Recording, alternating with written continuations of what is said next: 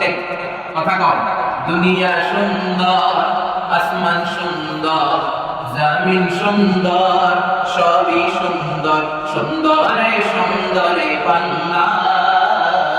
জানি না কত সুন্দর তুমি আল্লাহ, জানি না কত সুন্দর তুমি আল্লাহ। প্রশংসা হয় সুন্দর, আল্লাহর চাইতে সুন্দর কেউ হতে পারে না। প্রশংসা হয় সত্যের, আল্লাহর চাইতে মহা সত্য মহাবিশ্বে কেউ থাকতে পারে। প্রশংসা হয় ন্যায় পরায়ণের, আল্লাহর চাইতে শ্রেষ্ঠ ন্যায় পরায়ণ ব্যক্তিত্ব, ন্যায় পরায়ণ সত্তা মহাবিশ্বে দ্বিতীয়টা কেউ আছে? চিৎকার করে বলতে হবে আছে। এজন্য বিষ্ণু বললেন, ইদা মুদিহাল ফাসিক গাদিবা রাব্বুল ইজ্জা। ফাসিকের প্রশংসা যখন করা হয়, রব্বুল আলামিন রেগে যায়। কোন ফাসিক ব্যক্তির প্রশংসা করলে ওয়াক্তাজালাল আরশ, মুহূর্তের মধ্যে আল্লাহর আরশে কাঁপাকাঁপি শুরু হয়ে যায়। এজন্য কোন ফাসিকের প্রশংসা আমরা করব না, প্রশংসা করব একজনের। চিৎকার করে বলতে হবে তিনি কে? এজন্য আল্লাহ শিখালেন আলহামদুলিল্লাহ। হামদ মানে প্রশংসা, আর আলিফ লাম যুক্ত করে দেওয়ার কারণে অর্থ হয়ে যায় সকল প্রশংসা। হামদুল মানে, আর আলিফ লাম যুক্ত করে দিলে কি হয়? তার মানে যত প্রশংসার যত ডিজাইন হতে পারে, প্রশংসার যত স্টাইল হতে পারে, প্রশংসার যত ক্যাটাগরি হতে পারে, সব স্টাইলের, সব ডিজাইনের, সব ক্যাটাগরির প্রশংসা চলবে একজনের। চিৎকার করে বলেন তিনি কে? এজন্য আল্লাহ বললেন আলহামদুলিল্লাহ। প্রশংসা দুনিয়ার কারণ, প্রশংসা কার? প্রশংসা হবে শুধুমাত্র কেবলমাত্র এক আল্লাহর জন্য। আর আল্লাহ নিজের নামটাও এত সুন্দরভাবে সাজিয়েছে, এই নামের প্রশংসা কোরআনের ভেতরে অবস্থান নাই। 4টা অক্ষর দিয়ে আল্লাহ তার নাম সাজিয়েছে। কয়টা? সবাই বলেন আলিফ লাম, লাম হা। আওয়াজ করে বলতে হবে আলিফ লাম, লাম হা। সবাই বলেন আলিফ লাম, লাম হা। আবার বলেন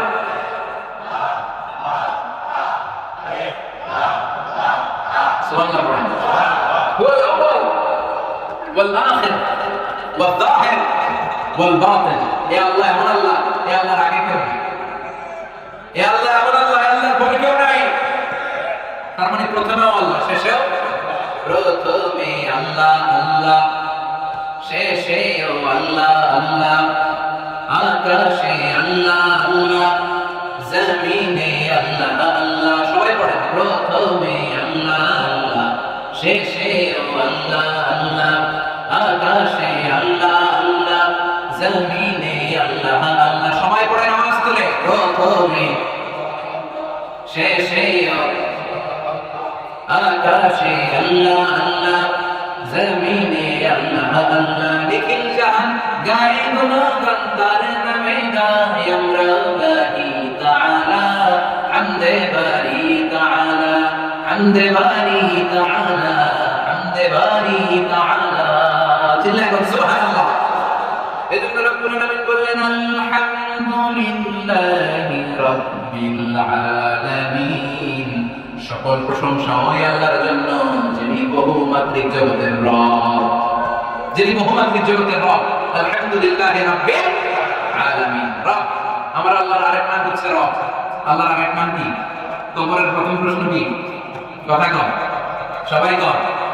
আমার রব, উত্তর কি? আল্লাহ আমার রব। বলেন আল্লাহ আমার রব।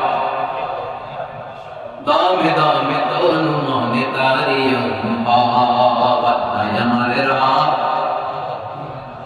তোমার দুনিয়াতে আমি যেদিকে তাকাই, অথই নিয়ামতে ডুবে আছি সবাই। পাখালির গানে শুনি তাসবিহ করা, তাসবিহ করা। পড়েন আল্লাহ আমার রব। তাহলে রব, এটা কবরের প্রথম প্রশ্ন।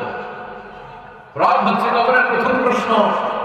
রব হচ্ছে বিধানদাতা, রব হচ্ছে আইনদাতা, রব হচ্ছে রিজিকদাতা। রবের সহজ সংজ্ঞা আজকে চান্দোলার মাহফিল থেকে এমন ভাবে আমরা শিখে যাবো যাতে জীবনেও না ভুলি ইনশাআল্লাহ। রব কাকে বলে? যখন যা যেটা যে পরিমাণে দেয়া দরকার, তখন তাকে সেটা চাওয়ার আগেই যিনি দিয়ে দেয় তার নাম রব। সুবহানাল্লাহ পড়েন। যখন যাকে যেটা যতটুকু দিলে চলবে, তাকে তখন সেটা ততটুকু যিনি ফরিয়াদ করার আগে দিয়ে দেয় তার নাম রব। মায়ের পেটে যখন আমরা ছিলাম আমাদেরকে রিজিক দিয়েছে কে? খাবার দিয়েছে কে? তখন কি মায়ের দুধ আমরা খেয়েছি না? আমার মা যা খেয়েছেন সেটার ভিটামিনস, সেটার ক্যালোরি, সেটার এনার্জি আল্লাহ তাআলা আমাদের দেহের ভিতরে ঢুকিয়ে দিয়েছে। সুবহানাল্লাহ পড়েন। আবার আমার মায়ের নারের সাথে আমার মায়ের জরায়ুর একটা কানেকশন দিয়ে আল্লাহ তাআলা সেখান দিয়ে আমার জন্য অক্সিজেন সরবরাহ করেছে, শক্তি সরবরাহ করেছে। দুনিয়াতে আসার সাথে সাথে দুনিয়ার মানুষেরা নারের লাইনটাকে কেটে দেয়, তাই না? পৃথিবীর মানুষ তখন প্রথম ওয়া ওয়া করে চিৎকার করে। আমরা শুনি হসপিটালে ডেলিভারি হওয়ার পরে বাচ্চা বলে ওয়া ওয়া, আসলে ওয়া ওয়া নয়, সে কেঁদে কেঁদে আল্লাহর বলে আল্লাহ 8 মাস তুমি আমাকে রিজিক দিলা। আমার নারের সাথে আমার মায়ের জরায়ুর একটা কানেকশন, একটা লাইন দিয়ে খাবারও দিয়েছ, পানিও দিয়েছ, অক্সিজেনও দিয়েছ। দেখো দুনিয়ার মানুষ কত নিষ্ঠুর, দুনিয়াতে আসার সাথে সাথে আমার একটা খাবারের লাইন এইটাও তাদের সহ্য হয় না, এটাও কেটে দিচ্ছে, আমি খাবো কি? আল্লাহ বলেন টেনশন করিস না, আমার নাম রব, যা যখন যেটা যতটুকু দেওয়া দরকার তাকে তখন সেটা ফরিয়াদের আগে যিনি দিয়ে দেয় তার নাম রব। বান্দাকে বলে আল্লাহ একটা মাত্র খাবারের লাইন, এটা দিয়ে অক্সিজেন দিয়েছো, খাবার দিয়েছো, শক্তি দিয়েছো। দুনিয়ার মানুষেরা কত নিষ্ঠুর, একটা মাত্র খাবারের লাইন সহ্য হয়নি, ওটা কাইদা দিছে কামকি। আল্লাহ বলে চিন্তা করিস না, খাবারের একটা লাইন কেটেছে তো কি হয়েছে? আজ থেকে 2 বছরের জন্য তোর মায়ের বুকের মধ্যে খাবারের 2টা লাইনের ব্যবস্থা করে দিলাম। দুনিয়াতে এসে যে আপনার খাওয়া লাগবে তাও লিকুইড খাবার। মায়ের বুকের দুধটা তরল না? কথা বলেন, লিকুইড তরল। আপনাকে তখন তরল খাবার লাগবে, আল্লাহর কাছে চাইছিলেন? কথা কম চাইছেন আপনি? চান না। আপনি চাওয়ার আগে আল্লাহ লিকুইড দুধের ব্যবস্থা করে দিয়েছে। মায়ের বুকে বাচ্চা হওয়ার পরে একটা দুধ নেমে আসে, এটাকে বলে শাল দুধ। এটা হচ্ছে নবজাতক বাচ্চার জীবনের প্রথম প্রাকৃতিক টিকা। সুবহানাল্লাহ বলেন না? হসপিটালে যে 7টা টিকা দেওয়া হয়, আল্লাহ প্রথম টিকাটা ফ্রি দিয়ে দিয়েছে। মায়ের শাল দুধের ভেতরে আপনার জন্য প্রথম প্রাকৃতিক টিকার ব্যবস্থা করে দিয়েছে কে? কারণ ফরিয়াদ করার আগেই যিনি দেয় তার নাম কি? 2 বছর মায়ের বুকের দুধ খেলাম। বুকের দুধ খেলে তো দাঁত লাগে না? দাঁত লাগে? কথা কম, দাঁত লাগে না? দাঁত লাগে না তো দাঁত নেই আমাদের। সুবহানাল্লাহ পড়ে। বয়স আপনার এবার 2 পেরিয়ে 3, 4, এখন গোশত চাবাতে হবে। কুরবানির গোশত খাওয়া হবে না? মাছ চাবাতে হবে, হাড্ডি গোশত হবে। এখন দাঁতের দরকার আছে না? নাই। দাঁত যখন দরকার ছিল না দেয় নাই, দাঁতের যখন দরকার ফরিয়াদের আগে দিয়েছে। সুবহানাল্লাহ করেন না? যা যখন যেটা যেভাবে দরকার তাকে তখন সেটা ঠিক ওইভাবে কতটুকু পৌঁছে যিনি দেয়, ফরিয়াদ ছাড়া তার নাম রব।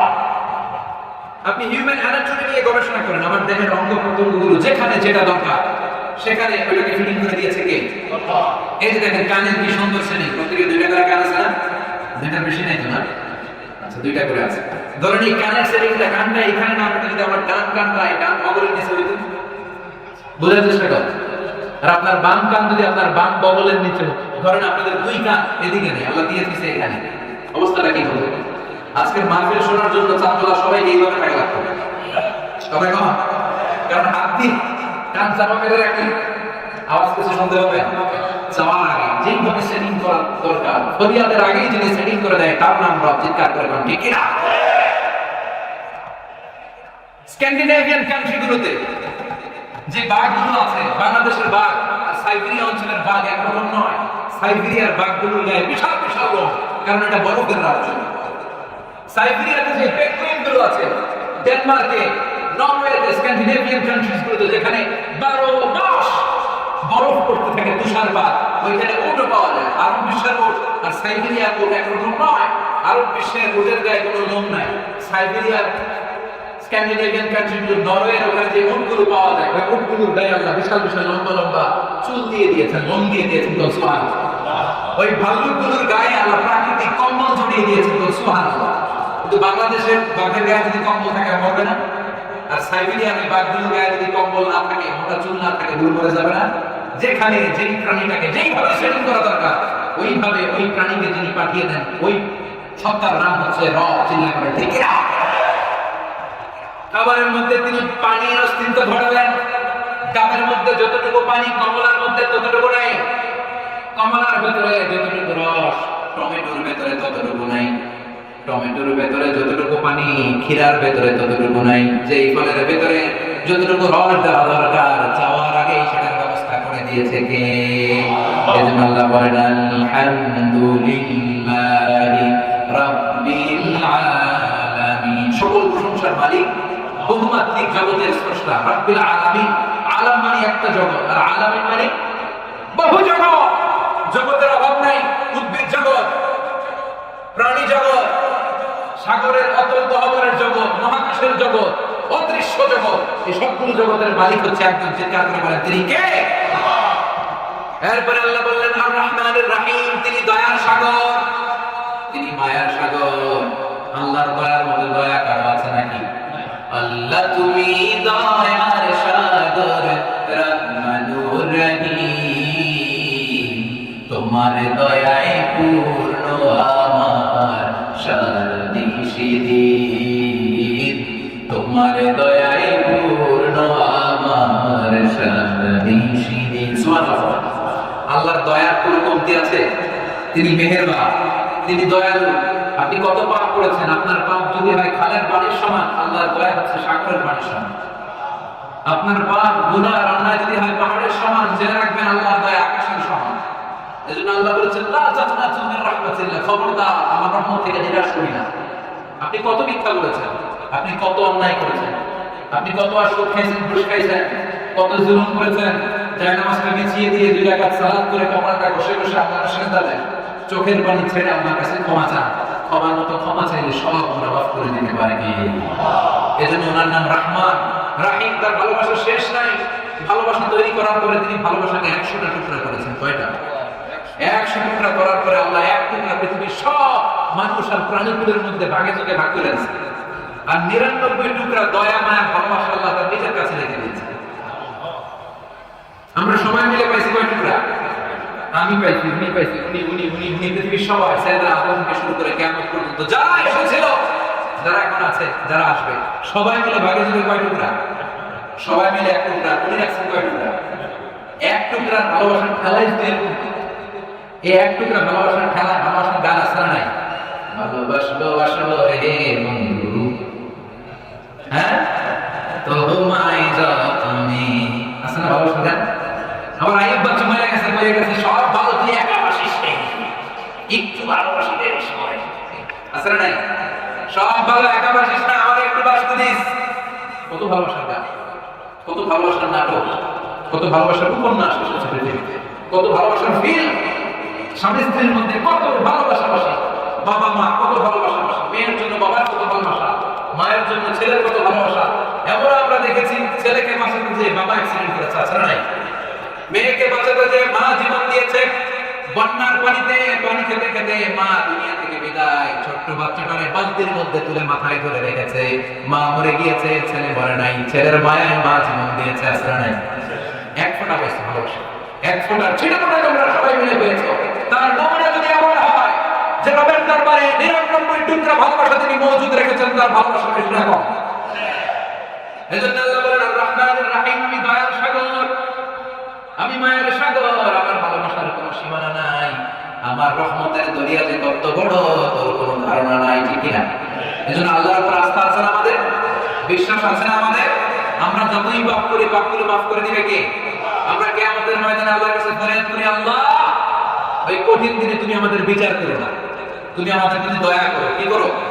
সবাই বলেন কি করো? রোজ হাসরে আল্লাহ আমার করুণা বিচার, আল্লাহ করুণা বিচার, বিচার চাহি না তব দয়া চাহে হে গুনাহগার, আল্লাহ করুণা বিচার। আমি জেনে শুনে জীবনে ভরে পাপ করেছি পরে পরে, এখন আশা নাই যে যাব তোরে বিচারে তোমার, আল্লাহ করুণা বিচার। সবাই পড়েন একসাথে, রোজ হাসরে করুণা বিচার, আল্লাহ করুণা বিচার। করেন আমিন। এরপর আল্লাহ বললেন মালিক ইয়াউমিদ্দিন, তিনি বিচার দিবসের মালিক। তিনি কিসের মালিক? বিচার দিবস, আখিরা। বিশ্বাস আছে না আমাদের? সেদিন হবে ফাইনাল খেলা, চিল্লায় করে টুল খেলা। পৃথিবীতে যারা অত্যাচারের শিকার হয়েছেন, বিচার হয় নাই, সেই দিন কঠিন দিনে ওইটার বিচার আছে নাই? যে নারীগুলো ধর্ষিতা হয়েছে বিচার পাওয়া নাই, সেই কিয়ামতের দিন বিচার আছে না নাই? ক্রস ফায়ার করে, গুম করে, রাতের অন্ধকারে চোখ বেঁধে, হাত বেঁধে তাকে হত্যা করে নালাতে ডোবাতে ফেলে রাখা হয়েছে। দুনিয়ার জমিনে বিচার হয় নাই, সেদিন ফাইনাল খেলার দিন বিচার আছে না নাই? মালিক ইয়াউমিদ্দিন, সে বিচার দিবসের মালিক। ওই দিন কেউ কাউকে চিনবে না, বাবা ছেলেরে চিনবে না, বন্ধু বন্ধুকে চিনবে না, পীর সাহেব মুরিদরে চিনবে না, মুরিদ পীর সাহেবরে চিনবে না, ইমাম সাহেব মুসল্লিরে চিনবে না, মুসল্লি ইমামরে চিনবে না, নেতা কর্মীরা চিনবে না, কর্মী নেতারা চিনবে না। তোমার ক্ষমতা সেদিন তোমারে বাঁচাতে পারবে না, চিল্লায় বলেন ঠিক না? তোমার দাপট সেদিন তোমারে বাঁচাতে পারবে না, তোমার অহংকার তোমার সেদিন বাঁচাতে পারবে না। সেদিন আল্লাহর আরশের ছায়া ছাড়া বাঁচার কোনো উপায় থাকবে না, চিল্লায় বলেন ঠিক না?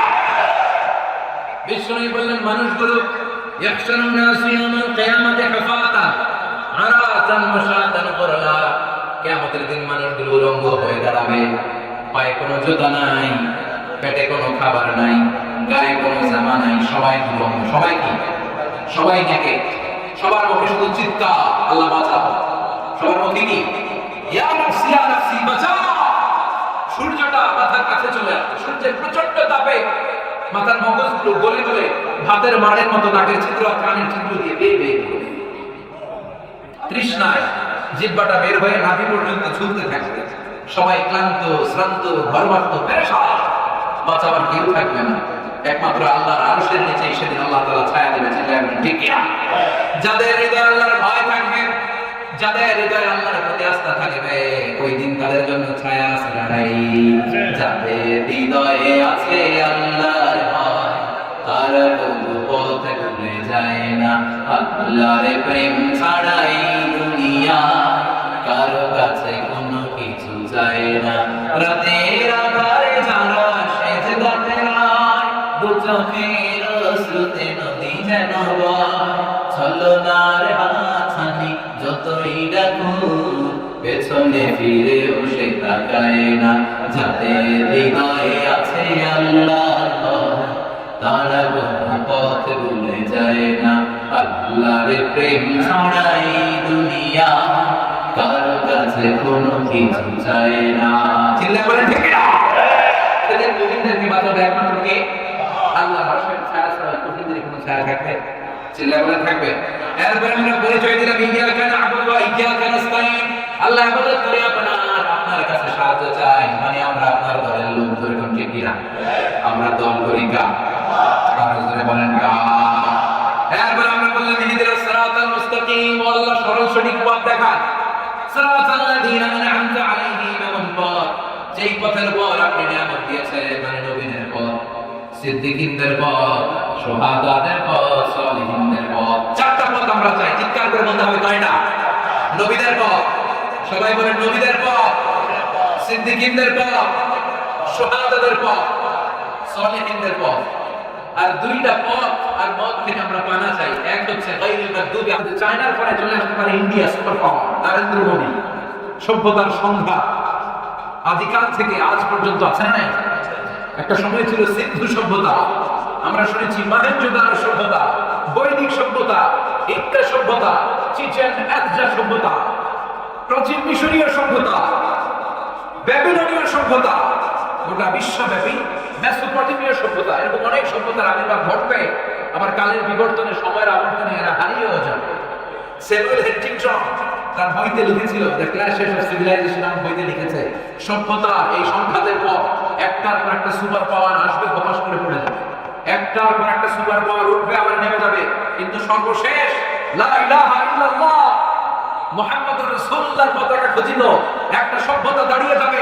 ওই সভ্যতাকে মানুষের সাথে মিশিয়ে দেওয়ার কোনো শক্তি তাবৎ দুনিয়াতে কেউ থাকবে না। সর্বশেষ যে সভ্যতাটা দাঁড়াবে সেটা হচ্ছে ইসলামের সভ্যতা। সুবহানাল্লাহ বলবেন না? এই জন্য ইসলামের অগ্রযাত্রা, অগ্রগতি, এটার স্পিড, এটার ব্যালেন্স, এটাকে রুখে দেওয়া যায় না, এটাকে থামিয়ে দেওয়া যায় না। ইসলামের দৃষ্টান্ত অনেকটা টিউবের মতো, প্লাস্টিকের টিউব। আপনারা গ্রামের মানুষ, আপনারা ভালো সাঁতার কাটতে জানেন। শহরে যারা সাঁতার কাটতে জানে না, তারা টিউব নিয়ে সুইমিং পুলে যান যাতে ডুবে না যায়। জানেন এই টিউব গুলা পানিতে ডুবানো যায়। টিউব যতই আপনি পানির নিচে ডুবাইতে যান, এটা কি করে? উপরে ভেসে ওঠে। ইসলামের বৈশিষ্ট্যটা অনেকটা এরকম, এটা ডুবাইতে ফেলে এটা খালি উপরে ওঠে। সুবহানাল্লাহ বলবেন না? ইসলামের বৈশিষ্ট্য অনেকটা চারা বীজের মতো। চারা বীজ বীজ রোপণ করে না আমরা মাটিতে, ওরা ওদের মুখের ফুৎকারে ইসলামকে নিভিয়ে দিতে চায়, ওরা ইসলামকে মাটির নিচে গেড়ে ফেলতে চায়, কিন্তু ওরা জানে না ইসলাম হচ্ছে চারা বীজের মতো। চারা বীজ মাটিতে গেড়ে দিলে কি হয়? হ্যাঁ, ডাল পালা সহ এটা উপরের দিকে বেড়ে উঠে, চিল্লায় বলে ঠিক কিনা? এই জন্য ইসলামের অগ্রযাত্রাকে কেউ থামিয়ে দিতে পারবে? ওই ইসলামকে আমরা খুশি না বেজা। এই জন্য সোশ্যাল মিডিয়াতে আমরা ইসলামের পক্ষে কাজ করি। যত ভালো ভালো কথা আছে, কথামালা আছে, স্ট্যাটাস আছে, ভিডিও ক্লিপস আছে, এগুলো আমরা শেয়ার করব ইনশাআল্লাহ। পড়েন যুবক ছেলেরা, তোমাদের স্মার্টফোন গুলারে ইসলামের পক্ষে ব্যবহার করবে। স্মার্টফোন কার কাছে আছে উপর দিকে তুলে ধরতে হবে, দেখি। স্মার্টফোন মাশাআল্লাহ সবার একটা কি, অনেকের দুইটাও আছে। এই স্মার্টফোন হবে ইসলামের পক্ষের শক্তির হাতিয়ার, চিল্লায় বলেন ঠিক কিনা? এটা দিয়ে শুধু সেলফি মারলে হবে না, এখন খালি আমার ঘুমে সেলফি তোলে। কি তোলে? আমাদেরকে পাইলেও সেলফি তোলে। আঙ্গুরও স্যার হুজুর একটা সেলফি। আবার সেলফি তুলতে গেলে হাতটা এইভাবে করে রাখে, এইভাবে বাঁকা করে রাখে। আমি বললাম এটা কি স্টাইল? হুজুর এটা গ্যাংনাম স্টাইল। কি style? It's the Gangnam style. আচ্ছা না? এজন্য প্রযুক্তির কল্যাণে আমরা যা পেয়েছি, আমরা চাইলে এটাকে ইসলামের পক্ষে ব্যয় করতে পারি, ঠিক কিনা? আল্লাহ তুমি বুঝার তৌফিক দাও। আরো জোরে পড়েন আমিন। 26তম মাহফিল, এই চান্দোলার মাহফিল। এদিকে অনেক ছেলেপেলে আমি দেখতে পাচ্ছি ওদের বয়স 20 হয় না, এরকম আছে। তার মানে ওদের জন্মের আগ থেকে এই ময়দানে কথা হয়। এই ময়দানের কথাগুলো কিয়ামত পর্যন্ত থাক। প্রতি বছর এখানে কোরআনের মজলিস হবে, আমরা চাই কি চাই না? এই মজলিসের বিরুদ্ধে যারা ষড়যন্ত্র করে তাদেরকে রুখে দিতে হবে, চিল্লা এখন ঠিক কিনা? গোটা বিশ্বব্যাপী ইসলামের বিরুদ্ধে ষড়যন্ত্র আসলে সেগুলোকে রুখে দিতে হবে, ঠিক কিনা? আমি সোজা সপ্তাহ যে অ্যানাউন্সমেন্টটা মানুষকে দিই যে 4টা জিনিসের ব্যাপারে আমাদের ইমোশন ভেরি সেনসিটিভ। এক হচ্ছে আমার রব, আমাদের রব কে? এই আল্লাহর ব্যাপারে কথা বললে ওর ছাড় আছে? ওর ছাড় নাই, ওর খবর আছে। ওর কি আছে? 90% বেশি মুসলমান এদেশে। সেদেশে আমার রবকে নিয়ে তুমি কোনো কথা বলতে পারো না। তুমি নাস্তিক, খুব ভালো, তুমি জানতে আল্লাহর ভিতরে থেকে নাস্তিকতা নিয়ে বসে থাকো, কিন্তু তুমি ইসলাম নিয়ে কটূক্তি করতে পারো না, চিল্লা এখন ঠিক কিনা? 4টার এক হচ্ছে আমার রব, যিনি আমার স্রষ্টা, যিনি আমাকে রিজিক দেন, যিনি নিয়ামত দিয়ে আমাকে রেডি করেছেন, তার বিরুদ্ধে কথা বলে সহ্য করা হবে। নাম্বার 2, আমার প্রিয় নবী, যে নবী আমার জন্য সুপারিশ করবে, যে নবীর সুপারিশ না মিললে জান্নাতে যাওয়া আমার জন্য কঠিন হয়ে যাবে, যে নবী আমার জন্য কেঁদেছে, আপনার জন্য কেঁদেছে, আমাদের জন্য কেঁদেছে, যে নবী গোটা বিশ্বকে সভ্যতা, মানবতা, ভদ্রতা, সিভিলাইজেশন সব এই বিশ্বকে শিখিয়েছে। এই বিশ্বনবীর বিরুদ্ধেও যদি কথা বলা হয়, তাদের সাথে আমাদের কোনো সম্পর্ক নাই, চিল্লা এখন ঠিক কিনা? 3 নাম্বার হচ্ছে আমার ইসলাম। আর কিছু থাক বা না থাক, এদেশে ইসলাম থাকবেই। যে দেশে আল্লাহু আকবার ধ্বনির সাথে সূর্য উঠে যায়, যে দেশে আল্লাহু আকবার ধ্বনির সাথে সাথে সূর্য ডুবে যায়, ওই দেশে আর কিছু থাক বা না থাক, ইসলাম। 4 নাম্বার হচ্ছে আমার কোরআন, যে কোরআনকে আল্লাহ তাআলা পাঠিয়েছে আমার হেদায়েতের জন্য। এই কোরআনের বিরুদ্ধেও যদি কেউ কথা বলে, তাদের বিরুদ্ধে প্রতিবাদ করে গর্জে উঠতে হবে মুসলমান, চিল্লা করে ঠিক কিনা? এই জন্য 4টা সেনসিটিভ বিষয়ের বিরুদ্ধে যদি কেউ কথা বলে, প্রতিবাদ করার দরকার আছে না? আর মুখ বুঝে যদি বসে থাকে, এটা কি মুমিন না মুনাফিক? আপনি পত্রিকার রিপোর্টার, আপনি ইসলামের পক্ষে রিপোর্ট করে দেন। আপনি মিডিয়া কর্মী, আপনি ইসলামের পক্ষে মিডিয়া কভার করে দেন। আপনি বক্তা, আপনার কথা বলার মধ্য দিয়ে আপনি ইসলামের জয়গান গান। আপনি প্রশাসনের লোক, আপনার টিম দিয়ে আপনি ইসলামকে সাহায্য করবেন। কারণ ইসলাম আমাদের কাছে আমানত, এই কোরআন আমাদের কাছে আমানত। যিনি এলাকার চেয়ারম্যান, পুরো ইউনিয়ন পরিষদটা তার কাছে আমানত। যিনি এলাকার মেম্বার অফ দ্য পার্লামেন্ট, পুরো নির্বাচনী এলাকাটা তার কাছে আমানত। 47 সদস্যের বিশাল এক মন্ত্রী পরিষদ নতুন করে গঠন হয়েছে, তাদের কাছে আমার 56,000 বর্গ মাইলটা আমানত। মাননীয় প্রধানমন্ত্রী শেখ হাসিনা, আপনার কাছে আমার লাল সবুজের পতাকাটা আমানত। এই জন্য এই 4টা জিনিসের বিরুদ্ধে কথা বললে আমরা সহ্য করি না। এই 4টা জিনিসের বিরুদ্ধে কথা বললে আমাদের প্রতিবাদ আছে না নাই? আমাদের হৃদয়ের রক্ত ক্ষরণ আছে না নাই? মাঠে ময়দানে আমাদের গর্জে ওঠার দরকার আছে না নাই? কারা কারা রাজি আছে তো হাত উঁচু করে আল্লাহর দেখা।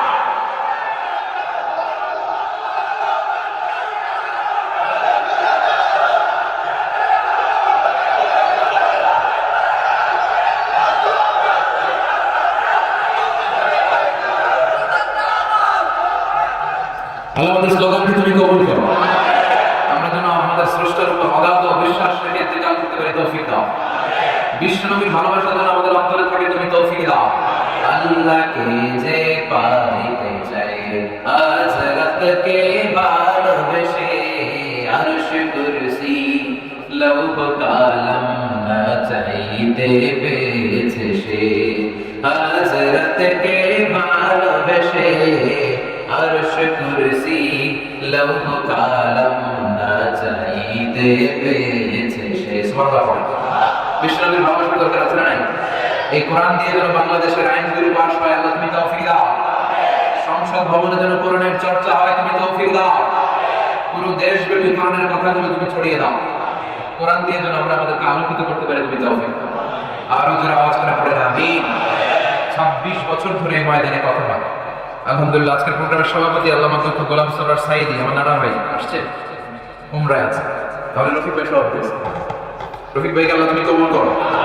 যেখানে এই কোরআনের তাফসীর, এখানে রফিক ভাই আছে না? আমাদের আরেক রহমতুল্লাহ খান ভাই মক্কাতে আছে, দোয়া চেয়েছে আল্লাহ রহমত ভাইকে তুমি ভালো রাখো। যারা এই প্রোগ্রামের সাথে জড়িত আছেন আল্লাহ তাদের সবাইকে কবুল করো। আজকে কথা বলবেন আল্লাহ মুফতি হাফেজ কাজী ইব্রাহিম সাহেব, আবু নসর আশরাফি সাহেব, কামরুল ইসলাম সাইদ আনসারী সাহেব। তবলাল জুমা কথা বলছে হাফেজ মুফতি আমির হামজা। আমার পর কথা বলবে আল্লামা শাইখুল ইসলাম শাইখ। দেশ বরেণ্য আলেম দ্বীন যারাই আসবে তারা সুনিশ্চিতভাবে কোরআন থেকেই কথা বলবে। আমরা যেন এই কোরআনের কথা থেকে নিজেদেরকে আলোকিত করতে পারি। আল্লাহ তুমি তৌফিক দাও। এই মজলিসগুলোর, এই প্রোগ্রামগুলোর মূল উদ্দেশ্য হচ্ছে আমাদের নিজেদেরকে উন্নত করা, ভালো মানুষ করে গড়ে তোলা নিজেদেরকে। পৃথিবীতে এখন মানুষের বড় অভাব। কিসের অভাব? কিসের অভাব? অনেকে বলবে হুজুর তাহলে এগুলো কি? চোখে যা দেখে এগুলো মানুষ না, এগুলো জনসংখ্যা। এগুলো কি? বাড়ছে জনসংখ্যা, কমছে মানুষ। বাড়ছে কি কমছে? এজন্য কুকুরের পেট থেকে কিছু বেরোলেই ওটা আমরা কুকুর বলি, ছাগলের পেট থেকে বেরোলেই ওটা ছাগল, কিন্তু মানুষের পেট থেকে বেরোলেই ওটা মানুষ নয়, ওটা মানুষ বানাতে হয়। ঠিক কিনা? আবার গরুরে কেউ বলে না গরুর মতো গরু হও, ছাগলের কেউ কোনোদিন বলছে ছাগলের মতো ছাগল হও, কিন্তু মানুষকে বলে মানুষের মতো কথা বলে, মানুষের মতো। এই দুনিয়ায় এখন তো সেই দুনিয়া নাই, মানুষ নামের মানুষ আছে দুনিয়া বোঝাই। এই মানুষের ভিড়ে আমার আসল মানুষ নাই। দুনিয়া এখন তো সেই দুনিয়া নাই, মানুষ নামের মানুষ আছে দুনিয়া বোঝাই। সেই মানুষের ভিড়ে আমার আসল মানুষ নাই। যেরকম ঠিক কিনা? কোরআন এসেছে আমাদেরকে মানুষের মতো মানুষ বানাতে। দেখেন কোরআনের প্রথম সূরার নাম কি? ফাতিহা। এটা তো ভূমিকা সূরা। তারপরে কোনটা? বাকারা মানে কি? সবাই বলেন গরু বা গাভী, তার মানে প্রাণী। আর কোরআনের সর্বশেষ সূরার নাম কি? সূরাতুন নাস। নাস মানে কি? তার মানে কোরআন বললে আপনার পশুত্বের যে প্রবৃত্তি আচরণ এটা চলে যাবে। পুরো কোরআনের কথাগুলো মানলে আপনি পশু থেকে আপনার আসল মানুষে রূপান্তরিত হবেন। এখন ঠিক কিনা? এজন্য আসলে কোরআন এসেছে আমাদেরকে মানুষের মতো মানুষ বানাতে। আমরা কোরআনের আলোকে আলোকিত হয়ে মানুষের মতো মানুষ হতে চাই। মানুষ, হিউম্যান বিং এমন একটা ক্যারেক্টারিস্টিক্স, এটা ভালো হলে ফেরেশতাকে ছাড়িয়ে দেয়, আবার এটা খারাপ হলে পশুত্বকেও হার মানায়। কথা বলে মানুষ যদি মানুষের মতো হয় ফেরেশতাকে হার মানায় না। বিশ্বনবীকে আল্লাহ তাআলা সারপ্রাইজ দিলেন। বিশ্বনবীর হৃদয়টা বড় ভাঙা। প্রিয়তমা স্ত্রী খাদিজা নাই, চাচা আবু তালেব তিনি সবসময় আগলে রাখতেন, বাবার মতো শেল্টার দিতেন, উনিও নাই। তায়েফের ময়দানে পাথরের বৃষ্টি বর্ষিত হলো, হৃদয়টা বড্ড ভাঙা। বিশ্বনবী পৃথিবীতে কষ্ট পায়। আরশের উপর থেকে এই দৃশ্য দেখে কে? আল্লাহ বললেন নবী চিন্তা নাই, আপনার জন্য স্পেশাল সারপ্রাইজ আছে। এই সারপ্রাইজ গিফট আমি কোনো ফেরেশতা দিয়ে পাঠাবো না, এটা নেওয়ার জন্য আপনারা আমি জানি আরশে উঠাই না। বিশ্বনবী মেরাজের জন্য রওনা হলেন। যেতে যেতে একটা বর্ডার এলাকায় সাইয়েদনা জিবরাইল চলে আসলেন। তাফসীর ফি জিলালিল কুরআনের রচয়িতা এই ঘটনাটা এনেছে। উনি বলেছেন সিদরাতুল মুনতাহায় আসার পরে সাইয়েদনা জিবরাইল বলে, ইয়া রাসূলুল্লাহ, আমি তো আজ পর্যন্ত আল্লাহকে দেখি না, আমার লাস্ট ডেস্টিনেশন হচ্ছে সিদরাতুল মুনতাহা, দ্য বর্ডার এরিয়া। এখানে কান পেতে আমি শুনি আল্লাহ যা বলে ওটা নিয়ে আপনাদের কাছে যাই। আমিও এই পর্যন্ত আল্লাহকে দেখি নাই, আর এই বর্ডারের উপরে উঠতে পারি না। আল্লাহ আমাকে অনেকগুলো পাখা দিয়েছে, আমি যদি 1 ইঞ্চি উপরের দিকে উঠতে চাই আমার সবগুলো পাখা জ্বলে পুড়ে সারখার হয়ে যাবে। উপরে যাওয়া আমার কাজ না, এখন থেকে আপনি উঠবেন, আমি উঠতে পারবো? তাহলে মানুষ যদি মানুষের মতো হয় সে ফেরেশতাকে ছাড়িয়ে না, আর মানুষ যদি অমানুষ হয় সে পশুত্ব হার মানায় চলে। এখন ঠিক না? এর কারণ এই পৃথিবীতে কোনো সিংহ সিংহকে মারে না, এই পৃথিবীতে কোনো হাতি হাতিকে হত্যা করে না, কিন্তু মানুষ মানুষ মারে, ঠিক না? শুধু কি মারে?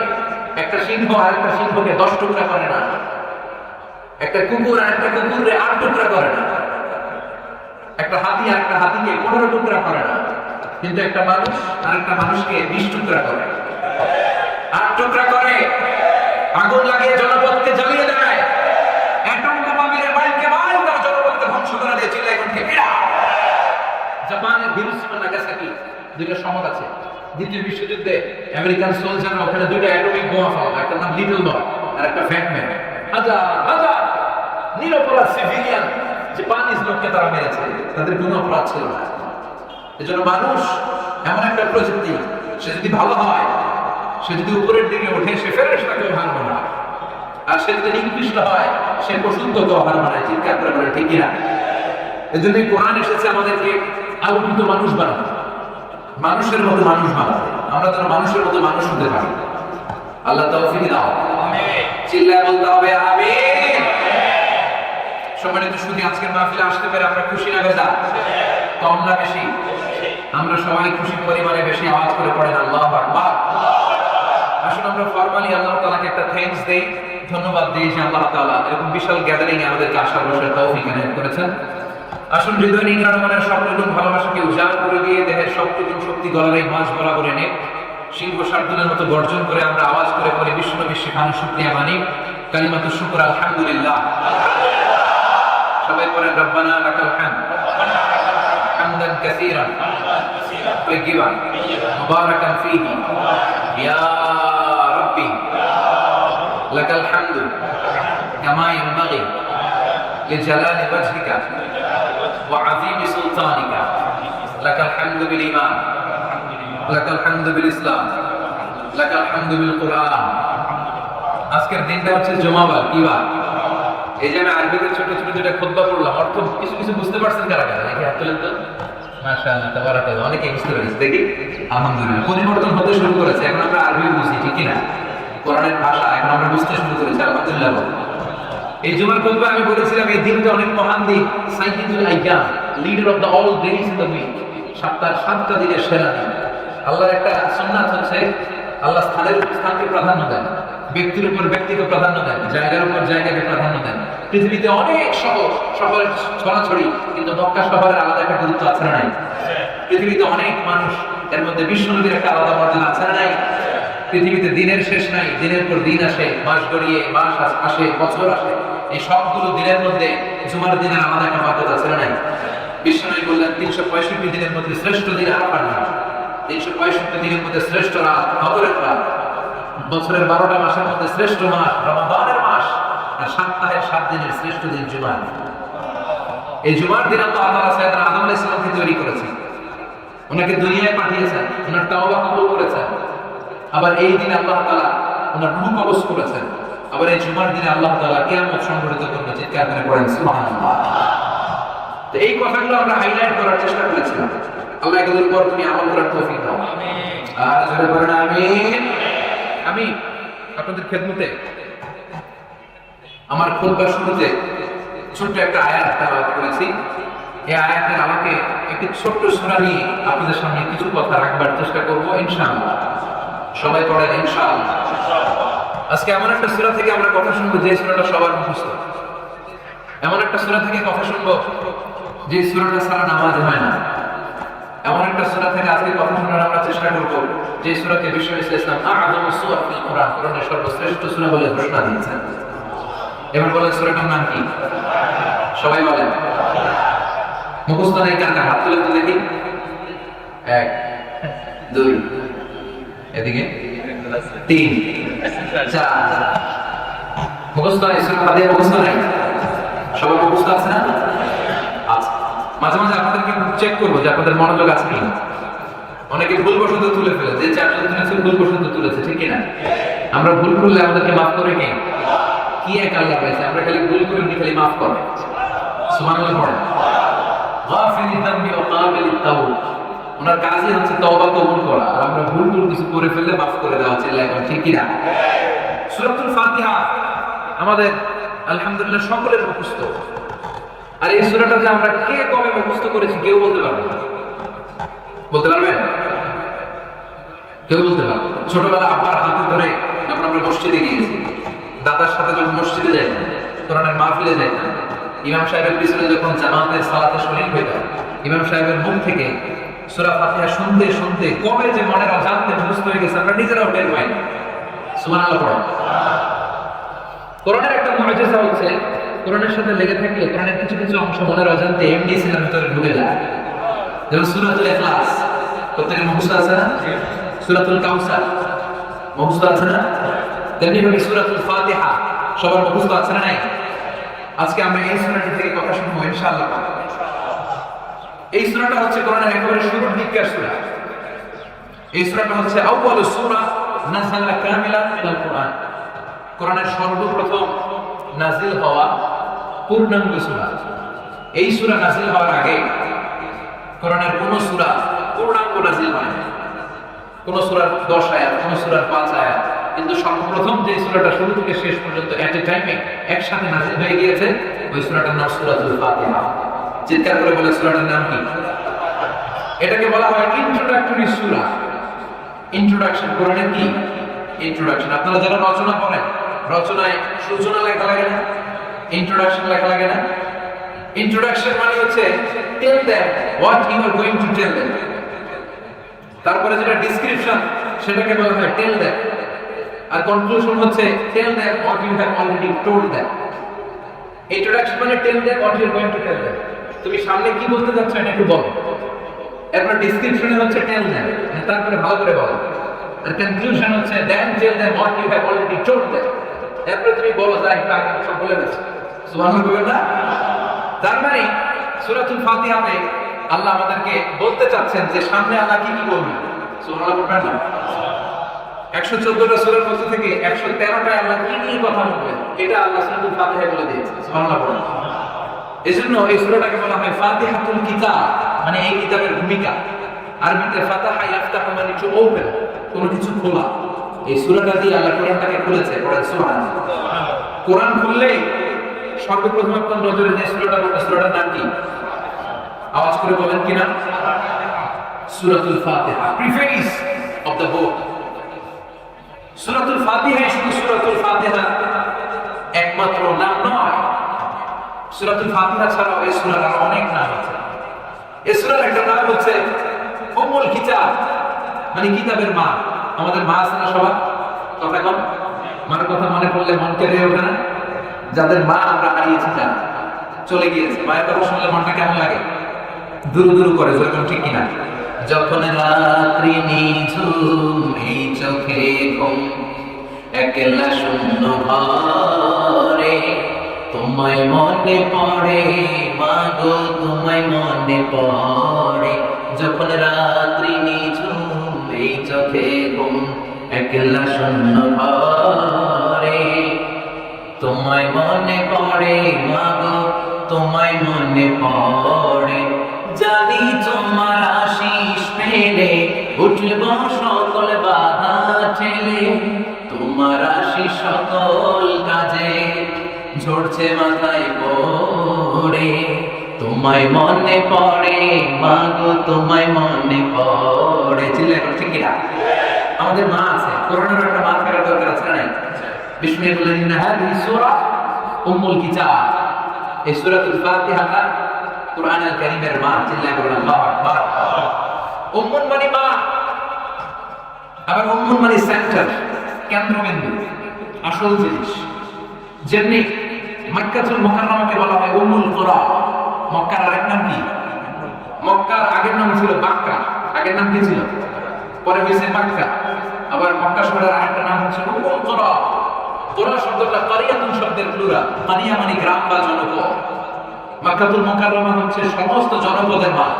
সমস্ত শহরের সেন্টার, তেমনি পুরা কোরআনুল কারীমের সেন্টার হচ্ছে সূরাতুল ফাতিহা। পড়েন সুবহানাল্লাহ। পুরো কোরআনে 30 পারে আল্লাহ বিস্তারিত ভাবে যা বলেছে, সূরা ফাতিহার ভিতরে আল্লাহ তাআলা সেটা সংক্ষিপ্ত ভাবে তুলে ধরেছে। আবার সূরাতুল ফাতিহায় আল্লাহ সংক্ষেপে যা বলেছে সেটারই বিস্তারিত বিবরণ আল্লাহ বাকি সূরাগুলোতে দিয়েছে। তার মানে 30 পারাকে সংক্ষিপ্ত করলে এটা সূরা ফাতিহা হয়ে যায়, আর সূরা ফাতিহার ব্যাখ্যা করলে এটা 30 পারা কোরআন হয়ে যায়। সুবহানাল্লাহ। চিৎকার করে পড়েন আল্লাহু আকবার। তাহলে এটা হচ্ছে উম্মুল কিতাব, কিতাবের মা। আবার এই সূরার আরেকটা নাম হচ্ছে সূরাতুল ওয়াফিয়া। ওয়াফিয়া মানে অখণ্ড সূরা। কি সূরা? কথা বলেন, সবাই বলেন, আরো জোরে বলেন, অখণ্ড সূরা। এই সূরাকে খণ্ড খণ্ড করে পড়া যায়। নামাজে আপনি চাইলে সূরা আর রহমানের প্রথম 10 আয়াত পড়লেন প্রথম রাকাতে, দ্বিতীয় রাকাতে বাকি 10 আয়াত, কবুল হবে না নামাজ? হবে। অথবা আপনি 2 রাকাত ফজরের নামাজের প্রথম রাকাতে সূরা ইয়াসিনের 8 আয়াত পড়লেন, দ্বিতীয় রাকাতে বাকি 8 আয়াত, কবুল হবে না? কিন্তু আপনি সূরাতুল ফাতিহা কোন এক রাকাতে প্রথম রাকাতে অর্ধেক পড়লেন, দ্বিতীয় রাকাতে যে বাকি অর্ধেক পড়লেন, সালাত হবে? কথা বলেন। কারণ এটা সূরাতুল ওয়াফিয়া, অখণ্ড সূরা। এই সূরাকে খণ্ড খণ্ড করে পড়া যায় না। এই সূরা পড়লে একসাথে শুরু থেকে শেষ পর্যন্ত পুরোটাই পড়তে হয়। চিল্লায় বলেন ঠিক কি না? এরপরে সূরার আরেকটা নাম আছে সূরাতুল দুআ। দোয়ার সূরা, প্রার্থনার সূরা। কেমন করে আপনি প্রার্থনা করবেন, কেমন করে আপনি আল্লাহর কাছে চাইবেন, সেটা এই সূরার ভিতরে আমাদেরকে শিখিয়ে দিয়েছে কে? আল্লাহ। এই সূরাতে দোয়া আছে না? ইহদিনাস সিরাতাল, সবাই পড়েন, ইহদিনাস সিরাতাল। ও আল্লাহ, show us the right path, show us the correct path, show us the middle path। ও আল্লাহ, সঠিক সহজ সরল পথ আপনি আমাদের দেখান। পড়েন আমিন। তার মানে কেমন করে আপনি দোয়া করবেন এটাও আল্লাহ তাআলা এই সূরাতে শিখিয়ে দিয়েছেন। পৃথিবীর অনেক দেশে দোয়া বলতে তারা শুধু সূরাতুল ফাতিহা বোঝে। মালয়েশিয়াতে আমরা বিভিন্ন প্রোগ্রামে যখন অ্যাটেন্ড করি তখন তারা বলে, লেটস রিসাইট অল টুগেদার সূরাতুল ফাতিহা। চলুন আমরা সবাই হাত তুলে সূরাতুল ফাতিহা পড়ি। তারা আলহামদুলিল্লাহি রাব্বিল আলামিন দিয়ে গয়রুল মাগদুবি আলাইহিম ওয়ালাদ দাল্লিন আমিন বলে শেষ করে দেয়। এটাই দোয়া হয়ে গেল। কারণ সূরাতুল ফাতিহার চাইতে সুন্দর দোয়া আল্লাহর কোরআনের ভিতরে নেই। চিল্লায় পড়েন সুবহানাল্লাহ।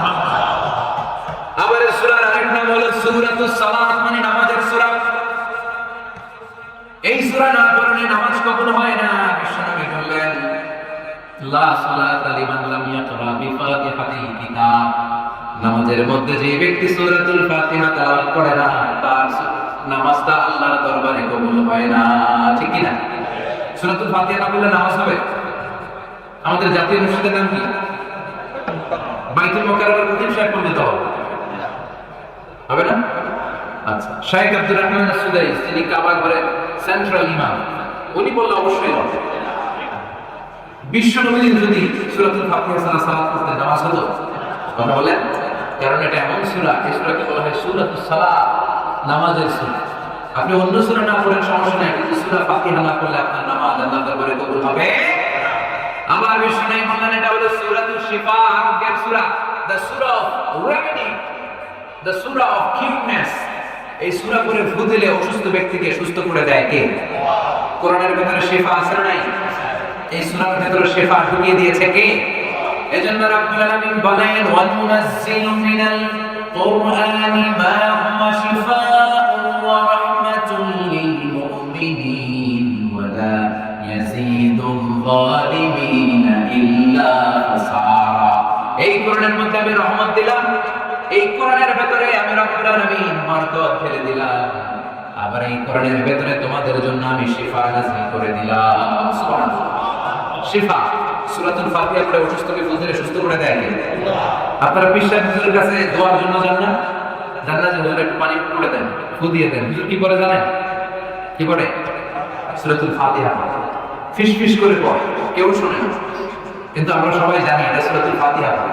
আপনিও যদি ওযু করে সূরাতুল ফাতিহা পড়ে ফু দেন, অসুস্থকে সুস্থ করে দিবে কে? আল্লাহ। কিন্তু ঈমান থাকতে হবে। ঈমানটা নরভরে হইলে হবে না। সবার ঈমান কি একরকম? কথা বলেন। কেউ ফু দিলে মোমবাতি দিবে না, কেউ ফু দিলে পানিতে আগুন চলে যায়। আছে না নাই? তো ফুয়ে ফুয়ে পার্থক্য আছে না নাই? বিশ্বনবী যে রাতে মক্কা থেকে মদিনায় হিজরত করে যাবেন, তিনি সূরাতুল ইয়াসিনের প্রথম 9 আয়াত পড়ে সামান্য একটু এক মুষ্টি বালি নিয়ে ফু দিয়ে ছেড়েছেন। এক মুষ্টি বালি, আর বিশ্বনবীর বাড়ি ঘেরাও দেওয়া আবু জাহেলের পান্ডা বাহিনী দিয়ে। আল্লাহ তাআলা ওই সামান্য ধুলিকণা বালিকণা প্রতিটি কাফেরের চোখের মধ্যে পৌঁছে দিয়েছেন। তো বিশ্বনবীর ভূ আর আমরা সলিমুদ্দিন গলিমুদ্দিন ভূগে এখনো হবে। ইমানে পার্থক্য আছে না নাই? কিছু ইমান আছে নামমাত্র ইমান, আসলে এগুলো মুমিন না, এগুলো মুনাফিক। কথা কয়, এগুলো দোদেল বান্দা, এগুলো যেদিকে বৃষ্টি ওইদিকে ছাতা ধরে, যখন যেই সরকার ক্ষমতায় তখন তাদেরকে তেল মারে। এখন অবশ্য যখন যেই সরকার নাই, এক সরকার হয়ে গেছে, এখন ওইটা নিয়ে তেল মারতে হবে। কথা কম, এরা হচ্ছে দোদেল বান্দা, এরা নেহিয়াদার নিহিওদার দারমিয়ান পে সদা বলা,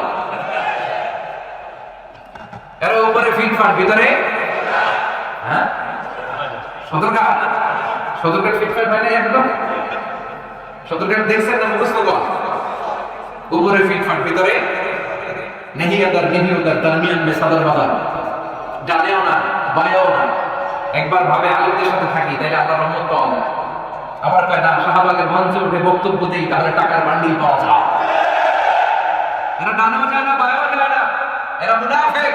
এদের চরিত্র আর মাসির চরিত্র এক, মুমিনের চরিত্র আর মৌমাছির চরিত্র এক, আর মুনাফিকের চরিত্র আর ক্যারেক্টার মাসির চরিত্র এক। চিন্তা করো ঠিক কিনা? মুমিন আর মৌমাছি এক। মৌমাছি শুধু মিষ্টি ফুলের মধ্যে বসে, যেই ফুলে সুঘ্রাণ। মৌমাছি কি করে?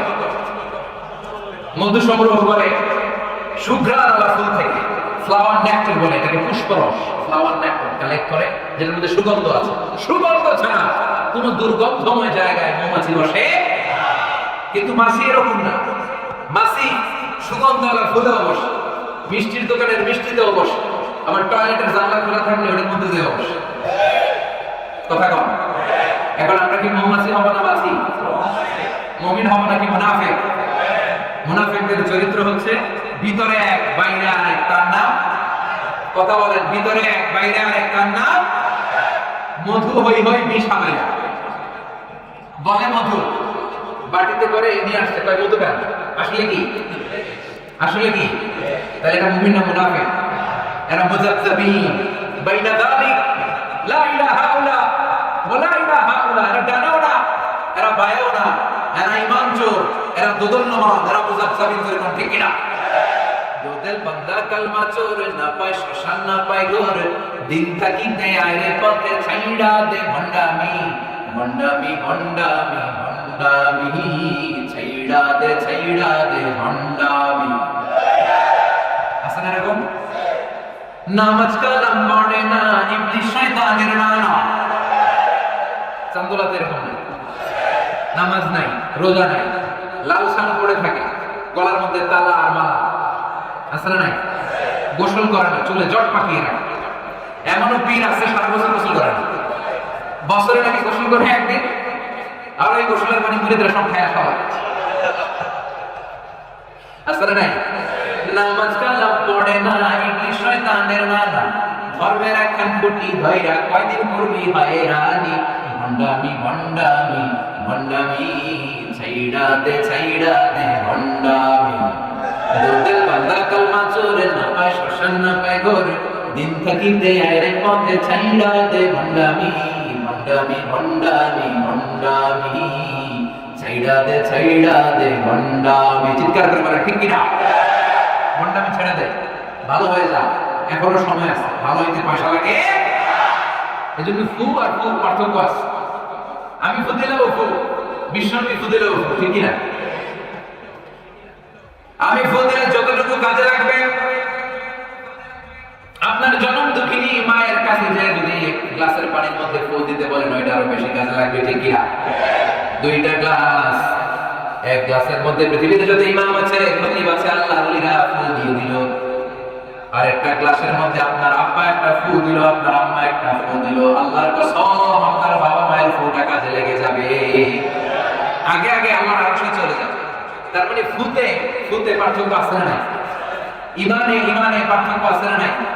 কিছু ইমান আছে এটা জ্বলে ওঠে না, এটা মুনাফিকের ইমান, চিল্লায় বলেন ঠিক কিনা? আর কিছু ইমান আছে অন্যায় দেখলে, সমাজের অসঙ্গতি দেখলে জ্বলে ওঠে আপন শক্তিতে, আছে না নাই? যে ইমান প্রয়োজনে জ্বলে ওঠে না, যে ইমান সত্যের কথা বলে না, যে ইমান প্রয়োজনে জ্বলে ওঠে না, যে ইমান সত্যের কথা বলে না, যে ইমান বাস্তবে নাই, যে ইমান অন্তরে নাই, মুখে ফুটায় কথার কলি, কি করে তারে বলো ইমানে বলি, কি করে তারে বলো ইমানে বলি, কি করে তারে বলো ইমানে বলি। ঠিক না? অন্যায় থেকে প্রতিবাদ নাই, ইসলামকে বিজয়ী শক্তি হিসেবে দেখার খায় শব্দরে না, এটা কি ইমান না মুনাফিক? এটা কি মুমিন না মুনাফিক? যে ইমান দিন কায়েমের নামাজের ধার ধারে না, যে ইমান লেবাসধারী কোরআন হাদিস তাও পড়ে না, যে ইমান খাজার নামে বাজার গড়ে ফুলুস কামায়, আসলে নাই, যে ইমান শিরকিয়াতের আমল করে ভীত না হয়, যে ইমান ইমান ছেড়ে নাস্তিকতার মঞ্চে ওঠে, যে ইমান কাফের মতের দোষর হয়ে ফায়দা লুটে। ঠিক না? যে ইমান শুধুই কেবল ফায়দায় আনন্দ করে, যে ইমান দেখে না যে আকালে ভৈরা মরে, যে ইমান বাস্তবে নাই, যে ইমান ময়দানে নাই, মুখে শুধু ফাঁকা বলি, কি করে তারে বলো ইমানে বলি, কি করে তারে বলো ইমানে বলি, কি করে তারে বলো ইমানে বলি। জোরে বলেন ঠিক না? তাহলে ইমান ইমানে পার্থক্য আছে না? আপনি সূরাতুল ফাতিহা পড়ে ফুল দিলে তখন কাজে লাগবে, যদি ইমানটা পাক্কা হয়, ইমানের মতো ইমান হয়, চিল্লা এখন ঠিক না? এজন্য বিশ্বনবী বললেন সূরাতুল ফাতিহাই শুধু সূরাতুল ফাতিহার একমাত্র নাম না, এই সূরার অনেকগুলো নাম আছে। এই সূরার অসাধারণ একটা নাম হচ্ছে সূরাতুশ শিফা। সূরাতুল ফাতিহা পড়ে অসুস্থ ব্যক্তির গায়ে ফুল দিলে সুস্থ করে দেয় কে? আল্লাহ। রাজি আছেন তো? এটাকে আরবিতে বলে রুকিয়া। কি বলে? তাবিজ ঝুলাতে নিষেধ করেছেন বিশ্বনবী। গলায় হাতে পায়ে তাবিজ আছে না নাই? এক ছেলের দেখলাম গলায় 3টা, হাতে 2টা, পায়ে 4টা, কোমরে আবার মাঝে একটা কাই কম। কি কয়? তো ছেলে সুস্থ থাকবে কেন? এগুলার ওজনে আর ভারী তো সে অসুস্থ হয়ে যাওয়ার কথা। যে ব্যক্তি তাবিজ ঝুলায়, বিশ্বনবী বলেছেন তাবিজের দিকে আল্লাহ তাআলা তাকে মুখাপেক্ষী করে দেন। আল্লাহর জিম্মা, আল্লাহর রহমত, বরকত, mercy, blessings, protection from your lord, এটা আল্লাহ কেড়ে নেয়। পড়েন নাউযুবিল্লাহ। এজন্য তাবিজ ঝুলাবেন, গলায় কোমরে যা আছে আস্তে আস্তে সব ছিঁড়ে ফেলবেন, আর সূরা ফাতিহা পড়ে শুধু ফুল দিবেন, সুস্থ করে দিবে কি? তবে ঈমান থাকতে হবে। ঈমানটা ঈমানের মতো হতে হবে। বিশ্বনবীর জামানাতে বুখারীর বর্ণনা, কিছু সাহাবারা, খুব সম্ভব আবু সাঈদ আল খুদরি রাদিয়াল্লাহু তাআলা আনহুর নেতৃত্বে সফরে বেরিয়েছেন। পশ্চিমবঙ্গে ওনারা দেখলেন আরবদের মরুভূমিতে একটা গ্রাম, এই গ্রামের যে সর্দার, ওই সর্দারকে একটা বিষাক্ত সাপ দংশন করেছে। আরেক বর্ণনায় এসেছে লাদাগাতু আকরা, বিচ্ছু পোকা দংশন করেছে। ওই সাপের কামড় খেয়ে বিষাক্ত অবস্থায় ওই কওমের, ওই গোষ্ঠীর সর্দার মরে যাওয়ার উপক্রম। চারিপাশে ভিড়, বৈদ্য, কবিরাজ, এদেরকে নিয়ে আসা হয়েছে। এরা এসে দোয়া কালাম করতেছে, মন্ত্রতন্ত্র করতেছে, সুমন্তুর সু কালিমুত্তার গু। বাংলাদেশে বলেন এগুলা ছোটরা? তাই সুমন্তুর সু কালিমুত্তার গু করে বুঝতেছে যে এই সমস্ত মন্ত্র বললে কি মানুষ সুস্থ হয়? কথা বলেন। সাহাবারা বললেন আমাদের কাছে এমন মন্ত্র আছে যেটা পড়ে ফু দিলে, মানে রুকিয়া করলে তাকে সুস্থ করে দেয়।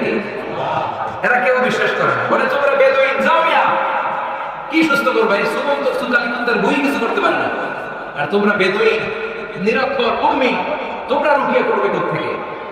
বিশ্বনবী সাহাবী বললেন এমন জিনিস আমার কাছে আছে, এই জিনিস পড়ে যদি আমি ফু দিয়ে দেই, আল্লাহর মেহেরবানিতে অসুস্থ ব্যক্তি সুস্থ হয়ে যাবে। কোন ক্রমে যখন সুমন্তুর সুতে আর কাজ হয় না, এবার বিশ্বনবীর সাহাবা আবু সাঈদ খুদরিকে রাদিয়াল্লাহু আনহু এসে একটু রুকিয়া করে যাও, ঝাড়ফুঁক করে যাও। লোকজন ছেলে সাইয়েদনা আবু সাঈদ খুদরি, বুখারীর বর্ণনা, ওই লোকটার পাশে বসলেন, বললেন কোথায় দংশন করেছে? জায়গাটা দেখালেন। উনি ওখানে হাত বুলিয়ে দিতে লাগলেন আর পড়তে আরম্ভ করলেন আলহামদুলিল্লাহি রাব্বিল আলামিন আর রহমানির রহিম মালিক ইয়াউমিদ্দিন। এরকম হাত বুলিয়ে দিতে দিতে 7টা আয়াত পড়তে দেরি, মুহূর্তের মধ্যে বন্ধ চোখটা খুলে যায়। আবার পরে ফু দিলেন, শোয়া থেকে এবার উঠে বসে গিয়েছে। আরেকবার ফু দেওয়ার পরে এবার বসা থেকে উঠে দাঁড়িয়ে হাঁটতে শুরু করেছে। পড়েন আল্লাহু আকবার। এবার আবু সাইদ খুদরি বললেন, তোমাদের নেতাকে সুস্থ করেছি, ছাগল দাও, ছাগল 30টা ছাগল দাও, আতিকু গানাম, আরেক বর্ণনায় 100টা ছাগল দাও। তারা সবাই মিলে ছাগল কালেকশন করে দিল। বিশ্বনবীর সাহাবী বাপের বেটার মতো এক পাল ছাগল নিয়ে মদিনায় এলেন। মাঝপথে প্রতিমধ্যে ক্ষুধা লেগেছে সাহাবারা কয়েকটা ছাগল জবাই করেও খেলেন, প্রচন্ড ক্ষুধার্ত। জবাই করে খাওয়ার পরে টনক করছে, হায় কোরআন দিয়ে ফুদি আছে ছাগল আল্লাহ, আবার এই ছাগল যে খাইলা এটা জায়েজ হয়েছে কিনা শরীয়তের মানদণ্ডে মাসআলাটা বিশ্বনবীর কাছ থেকে recheck, cross check, double check করে নেওয়ার দরকার আছে না? বিশ্বনবীর দরবারে যে হাজির, ইয়া রাসূলুল্লাহ এমন এমন ঘটনা ঘটেছে, সূরা ফাতিহা দিয়ে ফুদিয়ে তো আমরা ছাগল নিয়ে আসছি, জায়েজ হয়েছে কিনা? বিশ্বনবী বলে জায়েজ হয়েছে মানে কোরআনের দাম বাড়াই দিয়ে আসছো বেটা, সুবহানাল্লাহ, কোরআনের মর্যাদাকে আরো উন্নত করে দিয়ে এসেছো, চিল্লায়ে বলেন আল্লাহু আকবার। ছাগল তোমরা সবাই ভাগ বটোয়ারার পরে অতিরিক্ত থাকে, আমারও দিয়ে একটা দিও, সুবহানাল্লাহ বলবেন না? এজন্য সূরাতুল ফাতিহা পড়ে ফু দিলে অসুস্থকে সুস্থ করে দেয় কে? বাবুল ইস্তিশফা বিল কুরআন, সুনানি ইবনে মাজাহ একটা চ্যাপ্টারই আছে, চ্যাপ্টারের নাম হচ্ছে বাবুল ইস্তিশফা বিল কুরআন, কোরআন দিয়ে শিফা নেওয়া, রেমেডি নেওয়া, আরোগ্য নেওয়া। সূরাতুল ফাতিহা চাইতে সবচেয়ে বড় শিফা পৃথিবীর বুকে আর হতে পারে?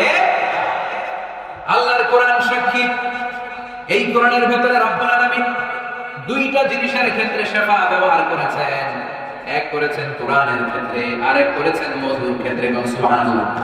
মধুর বর্ণনা যখন আল্লাহ দিয়েছেন তিনি বলেছেন ফিহি শিফাউন লিন-নাস, কোরআনের মধ্যেও যেমনি শিফা, মধুর মধ্যেও শিফা আছে না?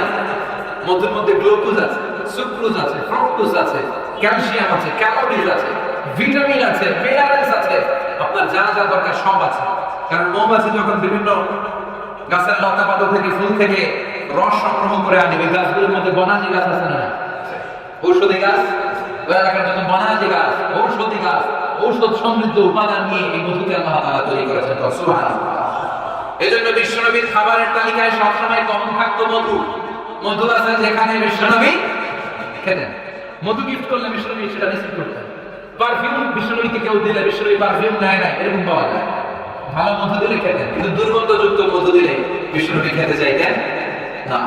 বিশ্বনবীর খাওয়ার একটা স্টাইল ছিল, উনি যেটাই খেতেন ভালোটা খেতেন, বাসি কিছু খেতেন না। সুবহানাল্লাহ।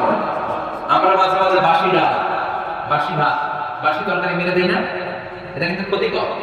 বিশ্বনবী বাসি কোনো খাবার কখনো খেতেন না। মধুর মধ্যে একটা দুর্গন্ধযুক্ত মধুর প্রকার আছে, এটাকে বলে মাগাফিরের মধু।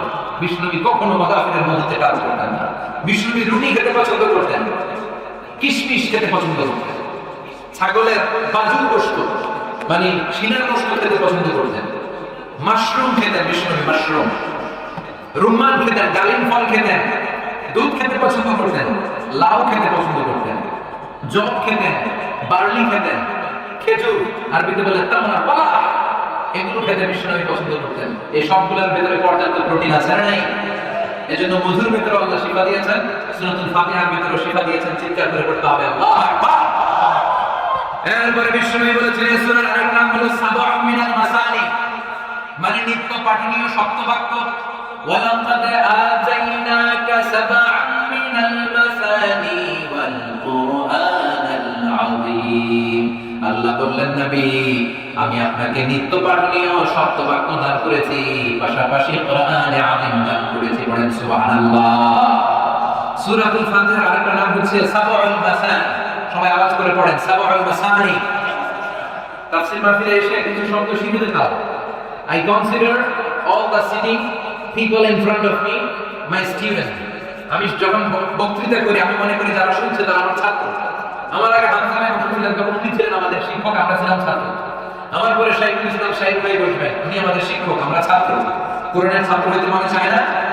কোরআনের ছাত্র হয়ে বাঁচলেও লাভ, বললেও লাভ, যেরকম ঠিক না। এই জন্য এই সূরার একটা নাম হচ্ছে সাবউল মাসানি। চিল্লায়ে বলেন কি নাম? সবাই বলেন কি নাম? সাবউল মাসানি। সাবউল মানে 7, 7, আর মাসানি মানে যেটা বেশি খুব রিপিট করে, বারবার পুনরাবৃত্তি যেটাকে করা হয় ওটাকে বলে মাসানি। বিষ্ণু বললেন এই সূরার একটা নাম হচ্ছে সাবউল মাসানি, মানে বারবার পুনরাবৃত্তি হয় এমন একটা সূরা, নিত্য পাঠনীয় শব্দবাক্য।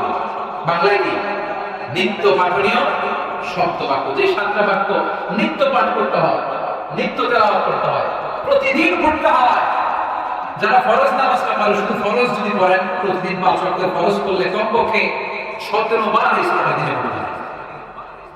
যারা সুন্নাত সহ পড়েন তাদের প্রতিদিন কমসে কম 32 বার এই সূরাটা পড়তে হবে। রফিক ভাই বয়স কত হয়েছে? রফিক ভাই প্রায় 50 বছরের কাছাকাছি। আমরা আল্লাহর কাছে দোয়া করি আরো 50 বছর বাঁচাই। তো রফিক ভাই ছোটবেলা থেকে নিশ্চিতভাবে নামাজ পড়ে, তাহলে রফিক ভাইয়ের বয়স হচ্ছে 50 বছর। উনি সুন্নাত সহ নামাজ পড়ে, প্রতিদিন 32 বার যদি এই সূরা পড়া হয়, তাহলে রফিক ভাইয়ের 50 বছর বয়স উনি কত লক্ষ বার সূরা ফাতিহা পড়ছেন উনি নিজেও জানেন। সুবহানাল্লাহ করেন না?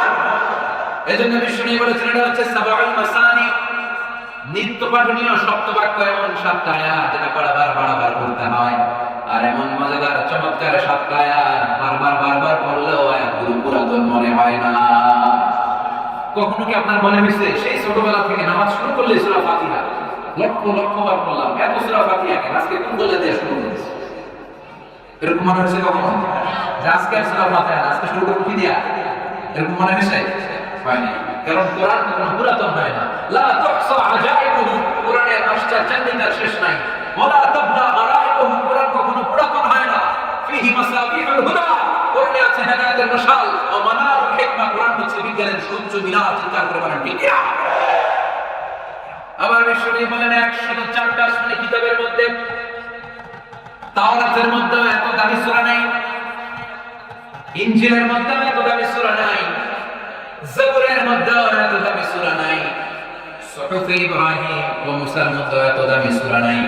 যে দামি সূরাটা আল্লাহ আমাকে দান করেছে, ওই দামি সূরাটা হলো সবাই পড়েন আলহামদুলিল্লাহি রাব্বিল আলামিন আর রাহমানির রাহিম মালিকি ইয়াউমিদ্দিন ইয়াকা না'বুদু ওয়া ইয়াকা নাস্তাঈন ইহদিনাস সিরাতাল মুস্তাকিম সিরাতাল লাযীনা আন'আমতা আলাইহিম গায়রিল মাগদুবি আলাইহিম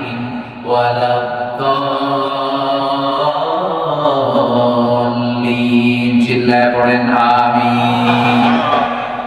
এই সূরাটা এত দামি সূরা, এই সূরার মতো সূরা কোন আসমানি কিতাবের মধ্যে আল্লাহ নাযিল করে। এই সূরা থেকে আমরা কয়েকটা কথা শুনবো ইনশাআল্লাহ। আপনাদের কি ক্লান্ত লাগতেছে? কষ্ট হচ্ছে? কথা ক্লিয়ারলি বোঝা যাচ্ছে না? তাহলে এখন যেভাবে ফিলিস্তিন ভাবে আছেন আর কয়েক মিনিট একটু কষ্ট করা যাবে না? যাবে স্লোগান দেন লিল্লাহি তাকবীর, লিল্লাহি তাকবীর, লিল্লাহি তাকবীর। এই সূরাটা মাত্র 7টা আয়াত নিয়ে গঠিত। সবাই বলেন কয়টা আয়াত? মুখস্থ আছে না? মাত্র 7টা আয়াত। এই সূরাটা অনেকটা অভিনন্দন পত্রের মতো, ওয়েলকামিং লেটার। কি লেটার? ওয়েলকামিং লেটার, মানপত্র, অভিনন্দন পত্রের মতো। অনেক সময় আমাদের এলাকায় এমপি মন্ত্রীরা আসে না, প্রধান অতিথি হয়, তখন আমরা মানপত্র দেই, অভিনন্দন পত্র দেই, ঠিক কিনা? অভিনন্দন পত্রে কমসে কম 3টা অংশ থাকতে হয়। চিৎকার করে বলেন কয়টা? প্রথমে থাকতে হয় প্রশংসা, মানে মন্ত্রীদের তেল মালিশ করতে হবে।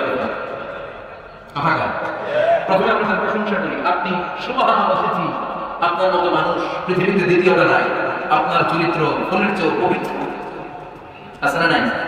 প্রথমে আমরা তার প্রশংসা করি, উই প্রেইজ হিম, আমরা তার প্রশংসা করি। দ্বিতীয় পর্বে আমরা নিজেদের পরিচয় দিই যে আমরা চান্দোলা কমিটি, আমরা এই হাই স্কুলের কমিটি, আমাদের একটা একাডেমিক ভবন লাগবে, আমরা এই মসজিদের কমিটি, আমরা এই মাহফিলের কমিটি, আমি সভাপতি, উনি সেক্রেটারি, উনি ক্যাশিয়ার, আমাদের পরিচয়টা আমরা দিই। তৃতীয় পর্বে আমাদের দাবি দেওয়া শুরু করি। শুরুতে কি দাবি দেওয়া আরম্ভ করা যায়? এটা দাও, এটা দাও, দিতে হবে, না দিলে মানি না, মানবো না। প্রথমে যদি বলেন মানি না, মানবো না, খবর আছে না নাই? প্রথমে তেল মালিশ করতে হয়, প্রশংসা করতে হয়, তারপরে নিজেদের পরিচয় পেশ করতে হয়, তারপরে দাবি দেওয়া পেশ করতে হয়। সূরাতুল ফাতিহাটা হুবহু এরকম একটা অভিনন্দন পত্রের মতো। 7টা আয়াতের প্রথম 3 আয়াতে কেমন করে আমরা আল্লাহর প্রশংসা করব, আল্লাহর গুণকীর্তন করব, আল্লাহ সেটা শিখিয়ে দেন। সুবহানাল্লাহ নাই? চতুর্থ আয়াতে কেমন করে আমরা আমাদের নিজেদের পরিচয়টা আল্লাহর কাছে পেশ করব, সেটা আল্লাহ শিখিয়ে দেন। এরপরে আমাদের দাবি দেওয়া আল্লাহর কাছে আমরা কেমন করে পেশ করব, ওইটাও আল্লাহ শিখাই দিবেন। তাহলে প্রথম তিনটা আয়াতে আল্লাহ তাআলার প্রশংসা কেমন করে করতে হয় আল্লাহ শিখালেন। চতুর্থ আয়াতে কেমন করে আমাদের পরিচয় করে আল্লাহর কাছে পেশ করব আল্লাহ সেটাও শিখাই দিলেন। শেষের তিনটা আয়াতে কি দাবি দাওয়া আমাদের পেশ করা দরকার, আমাদের তো ভালো জানে কে? কেউ যেটা জানে না, জানে কে? আমরা আমাদেরকে যত ভালোবাসি, আমাদেরকে আমাদের চাইতে বেশি ভালোবাসে কে? সুবহানাল্লাহ। বাইরে গিয়ে আপনি আপনারা যত ভালোবাসেন আল্লাহ তাআলা আপনার চাইতে আপনার বেশি ভালোবাসেন। আল্লাহু আকবার। প্রথম তিন আয়াতে প্রশংসা বাণী, চতুর্থ আয়াতে নিজেদের পরিচয়, পঞ্চম, ষষ্ঠ এবং সপ্তম আয়াতে কেমন করে দাবি দাওয়া পেশ করব সব শিখায়া দিলেন কে? এই সূরাতুল ফাতিহা এটা কিন্তু আল্লাহর সাথে আমাদের কনভারসেশন বুঝুন তো, কথোপকথন, ডায়ালগ। আমরা তো গর্ব করে পড়ে শুধু সামনে আগাই, আসলে পড়াটা এমন নয়। সূরাতুল ফাতিহা যখন পড়ি এই 7টা আয়াত পড়ার সাথে সাথে আল্লাহ তাআলা আমাদের সাথে কথা বলেন। আমরা যখন বলি আলহামদুলিল্লাহি রাব্বিল আলামিন তখন আল্লাহ আমাদের সাথে কথা বলেন। আমরা যখন বলি আর রহমানির রহিম তখন তিনি কথা বলেন। তার মানে প্রতিটা বাক্যের উত্তর আল্লাহর পক্ষ থেকে আছে না? আমরা যখন বলি আলহামদুলিল্লাহি রাব্বিল আলামিন আল্লাহ ফেরেশতাদের ডেকে বলে হামিদানি আব্দি, নজর করে দেয় আমার বান্দা আমার প্রশংসা শুরু করে দিয়েছে। আল্লাহু আকবার। তোদেরকে বলেছিলাম ইন্নী জাইলুন ফিল আরদি খলিফা, আমি দুনিয়ার বুকে মানুষ বানাবো। তোরা বলেছিলি মানুষ বানিয়ে লাভ নাই, আমরাই তো ভালো। কেন আপনি মানুষ বানাবেন? মানুষ দুনিয়াতে মারামারি করবে, কাটাকাটি করবে, রক্তপাত করবে, কিলাকিলি করবে, হরতাল দিবে। হরতাল আছে না নাই? কিলাকিলি আছে না নাই? গদিলে গানাগানি আছে না নাই? মানুষ তো রক্তপাত করবে। মানুষ কেন? আমরাই তো মানুষ। আল্লাহ বলেছিলেন ইন্নী আ'লামু মা লা তা'লামুন, আমি যেটা জানি তোরা সেটা জানিস না। ঠিক আপনারা বলেন ঠিক কিনা? তো ফেরেশতাদেরকে দেখানোর জন্য আল্লাহ বললেন হামিদানি আব্দি, দেখ তোরা মানুষ বানাতে নিষেধ করেছিলি, নজর করে দেখ আমার বান্দা আমার প্রশংসা গাওয়া শুরু করে দিয়েছে। এরপর আমরা যখন বলি আর রহমানির রহিম, আপনি দয়ালু, আপনি মেহেরবান, আল্লাহ বলে নজর করে দেখ আফনা আলাইয়া আবদি, আমার বান্দা আমার গুণকীর্তন করা শুরু করেছে। আমরা যখন পড়ি মালিক ইয়াউমিদ্দিন, আল্লাহর সাথে সাথে বলে দেয় মাজ্জাদানি আবদি, আমার বান্দা আমার মর্যাদার বর্ণনা দিয়েছে। সুবহানাল্লাহ। এরপর আমরা যখন বলি ইয়াকা না'বুদু ওয়া ইয়াকা নাস্তাঈন, আল্লাহ বলে হাদা বাইনি ওয়া বাইনা আবদি, এই কথাটা আমার আর আমার বান্দার সাথে সম্পৃক্ত। এটা আমার আর আমার গোলামের ব্যাপার। এত চমৎকার কথা আমার বান্দা বলেছে, আমি আমার বান্দার উপর এত খুশি হয়েছি, এখন আমার বান্দা আমার কাছে যা চাইবে তাই দিয়ে দেব। এভাবে কনভারসেশন আমরাও বলি আল্লাহ, আমরা বলি উনি শুনেন, উনি বললে আমরা শুনি। এরকম একটা ফিলিংস আমাদের অন্তরের ভেতরে থাকার দরকার আছে না? নাই? 7টা বাক্য, শুধুমাত্র কেবলমাত্র কয়টা বাক্য? চিল্লায় বলেন। সালাতের মধ্যে আমাদের অনেকের মনোযোগ থাকে না, এরকম একটা অভিযোগ অনেকে আছে না? নাই? হুজুর অনেক চেষ্টা করে মনটাকে ধরে রাখতে পারে, মন একবার এদিকে যায় আরেকবার ওদিকে যায়, একবার ডানে একটা বায়ে। মনকে আরবিতে বলে কলব। চিল্লায় বলেন মনকে আরবিতে কি বলে? কলব শব্দের অর্থ হচ্ছে নাড়াচাড়া করা যায়, পরিবর্তন। পৃথিবীতে সবচেয়ে নাড়াচাড়া করে যে জিনিসটা এদিকে এদিকে ছোটে, ওটা হচ্ছে মন। ওটা কি? পাগল মোহন, মোহন রে মন কেন এত কথা বলে, কত কথা বলে, কত দিকে যায় মন। এখন আমার মনে আছে এখানে একটু পরে সোর্সে ঢাকা, এরপরে সৌদি, এরপরে আমেরিকা, পাসপোর্ট ভিসা কিছু লাগছে। কথা বল, এটা খুব দ্রুত ছুটে চলে যেতে, এজন্য এটাকে ধরে রাখতে হয়। নামাজের মধ্যে যদি মনটাকে ধরে রাখতে হয়, কি কি পড়তেছেন অর্থ জানার দরকার আছে না নাই? আসুন আজকের এই তাফসীর মাহফিলে অন্তত প্রতিদিন সূরাতুল ফাতিহার মধ্যে যে 7টা আয়াত আমরা পড়ি, এগুলোর অর্থ জেনে যাই, কি বলে আল্লাহর প্রশংসা করে জানার দরকার আছে না নাই? আসুন মনোযোগ দিয়ে একটু শিখার চেষ্টা করি। প্রথম আয়াতে আল্লাহ বলছেন আলহামদুলিল্লাহি রাব্বিল আলামিন, সকল প্রশংসা বহুমাত্রিক জগতের প্রতিপালক আল্লাহ তাআলার জন্য। সুবহানাল্লাহ। আর রহমানির রহিম, দয়াময়, মেহেরবান, প্রভুবে। মালিক ইয়াউমিদ্দিন, তিনি প্রতিফল দিবসের মালিক। ইয়াকা না'বুদ ওয়া ইয়াকা নাস্তাঈন, আমরা শুধুই আপনার ইবাদত করি, আমরা শুধুই আপনার কাছে সাহায্য চাই। ইহদিনাস সিরাতাল মুস্তাকিম, প্রভু হে আপনি সহজ সঠিক সহজ সরল পথের দিশা দেন। সিরাতাল লাযিনা আন'আমতা আলাইহিম, তাদের পথ যে পথে আপনার রহমত, বরকত, অবারিত গায়রিল মাগদুবি আলাইহিম ওয়ালাদ-দাল্লিন। আমরা অভিশপ্তদের পথও চাই না, আমরা পথভ্রষ্টদের পথও চাই না। আমিন। চিৎকার করে পড়েন আমিন। তার মানে প্রথমে কি করে প্রশংসা করব আল্লাহ শিখালেন, পড়েন আলহামদুলিল্লাহি রাব্বিল আলামিন। সকল প্রশংসার মালিক বহুমাত্রিক জগতের পালনকর্তা আল্লাহর জন্য। প্রশংসা কার জন্য? চিৎকার করে বলেন প্রশংসা কার? প্রথম শব্দটা হচ্ছে আলহামদু। প্রথম শব্দটা কি? হামদুন মানে প্রশংসা। আওয়াজ করে জবাব দিতে হবে মুসলমান, হামদুন মানে কি? প্রশংসার মালিককে। এক সাহাবী নিজ থেকে মনে মনে নিজের ইচ্ছায় ভেতর থেকে আল্লাহর 4টা তাসবিহ বানায় ফেলছে। এই 4টা তাসবিহের প্রথম তাসবিহটা ছিল এই হামদ শব্দ থেকে নেওয়া, মানে হামদান মানে কি? কাসীরান, তাইয়িবান, মুবারাকান ফি।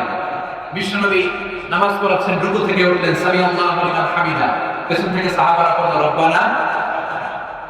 আরেকজন সাহাবী অতিরিক্ত বাড়িয়ে বলল হামদান কাসীরান তাইয়িবান মুবারাকান ফি। 4টা তাসবিহ বাড়িয়ে করেছে। চিৎকার করে বলতে হবে কয়টা? এই 4টা তাসবিহ কিন্তু বিশ্বনবী সাহাবারা শিখায় না। নামাজ শেষ বিশ্বনবী বললেন, আমি যখন রুকু থেকে দাঁড়িয়ে বলেছি সামিআল্লাহু লিমান হামিদা, তোমরা ফিসফিস করে পড়েছো রব্বানা ওয়া লাকাল হামদ, খুব ভালো। কিন্তু কে যেন ফিসফিস করে অতিরিক্ত পড়েছো হামদান কাসীরান তাইয়িবান মুবারাকান। সবাই পড়েন হামদান কাসীরান তাইয়িবান মুবারাকান। আওয়াজ করে পড়েন। এক নম্বরটা কি? 2 নম্বর, 3 নম্বর, 4 নম্বর। আবার বলেন। বিষ্ণু বলেন এই 4টা তাসবিহ তুমি পড়ছো, কই পাইছো? মিন আইনা ওয়াজাদতা হাযিহি তাসবিহাত। এই তাসবিহগুলো কই পেয়েছো? আমি তো শিখাই নাই। কে পড়েছে এই তাসবিহটা? দাঁড়াও। কেউ দাঁড়ায়, ডানায় বাঁয়ে সামনে পেছনে কেউ দাঁড়ায়। বিশ্বনবী অভয় দিলেন, বললেন আমি কিছু বলবো না, কে পড়েছো দাঁড়াও। এক সাহাবী দাঁড়িয়ে বললেন, ইয়া রাসূলুল্লাহ আমি করেছি, আমাকে মাফ করে দেন। সুবহানাল্লাহ। বিশ্বনবী বললেন কেন করলি? আমি তো শিখাই নাই। সাহাবী বলেন, নবী আল্লাহর প্রশংসা আমার কম কম করলে ভালো লাগে না, আমার করতে মন চায় বেশি বেশি, এজন্য আমি বানিয়েছি। আমি কি করছি? বানিয়েছি। I fabricated from my own. আমি আমার থেকে বানিয়েছি। ও নবী আপনি তো শিখান নাই, আবু বকর শিখায় নাই, ওমর ফারুক শিখায় নাই, দুনিয়ার কেউ এই 4টা তাসবিহ আমারে শিখায় নাই। আমি আমার নিজ থেকে এই 4টা তাসবিহ বাড়িয়েছি, কারণ কম কম তাসবিহ বললে আমার পোষায় না, পড়তে হয় বেশি বেশি। বিষ্ণু বললেন, সাহাবী ভয় পাস নাই, চিন্তা করিস না। তুই যে 4টা তাসবিহ অতিরিক্ত বানিয়ে করেছিস, তোর এই 4টা তাসবিহতে যে সওয়াব হয়েছে, এই সওয়াবগুলোকে নিয়ে বেদউল্লাহ সাল্লাল্লাহু মালাইকা 30-এরও বেশি ফেরেশতা এই 4টা তাসবিহ সওয়াবটা 30 জনেরও বেশি ফেরেশতা কে কার আগে আল্লাহর আরশে পৌঁছে দিবে, এটা নিয়ে ফেরেশতারা আকাশে প্রতিযোগিতা করছিল। এজন্য সব সময় প্রশংসা করতে হবে একজনের। চিৎকার করে বলেন যিনি কে? আজীবন যদি প্রশংসা করি, আল্লাহ প্রশংসা করে শেষ করা যাবে? কথা বলেন, আরো জোরে বলেন। এই পৃথিবীর সবচেয়ে বড় সাগরের নাম হচ্ছে প্রশান্ত মহাসাগর। আর এই প্রশান্ত মহাসাগরের সবচেয়ে গভীরতম জায়গার নাম হচ্ছে মারিয়ানা ট্রেঞ্চ। এই মারিয়ানা ট্রেঞ্চের গভীরতা প্রায় 36,000 ফিট, অ্যাপ্রক্সিমেটলি 36,000 ফিট। শুনতেছেন? মনোযোগ আছে না গেছে? 36,000 ফিট গভীর। কেন ইমাজিন? কল্পনা করতে পারেন আপনি কত গভীর? আর পৃথিবীর সবচেয়ে বড় যে পাহাড়টা মাউন্ট এভারেস্ট, এটার উচ্চতা প্রায় 29,035 ফিট। সুবহানাল্লাহ বাইরে দিয়ে। তাহলে সাগরের গভীরতা 36,000 ফিট, আর মাউন্ট এভারেস্টের গভীরতা মাত্র 29,000 ফিট। তাহলে মাউন্ট এভারেস্টকে আস্তে তুলে ধরে এনে প্রশান্ত মহাসাগরের সবচেয়ে গভীর জায়গা মারিয়ানা ট্রেঞ্চের উপর যদি ছেড়ে দেওয়া হয়, পুরো পাহাড়টা পানির নিচে তলিয়ে যায়।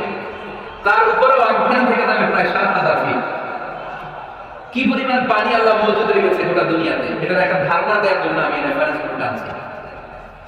মাউন্ট এভারেস্ট নেপালের সাগর মাথায় অবস্থিত 35,035 ফিটের পাহাড়টা প্রশান্ত মহাসাগরে রেখে দিলে পুরো পাহাড়টা তলিয়ে যাবে, উপরে খালি পানি থাকবে আর 7,000 ফিট। এই পৃথিবীর দ্বিতীয় গভীরতম মহাসাগরের নাম আটলান্টিক মহাসাগর, যেটার সবচেয়ে গভীর জায়গার নাম পুয়ের্টো। এই পুয়ের্টো গভীরতা প্রায় অ্যাপ্রক্সিমেটলি 33,000 ফিট। সুবহানাল্লাহ।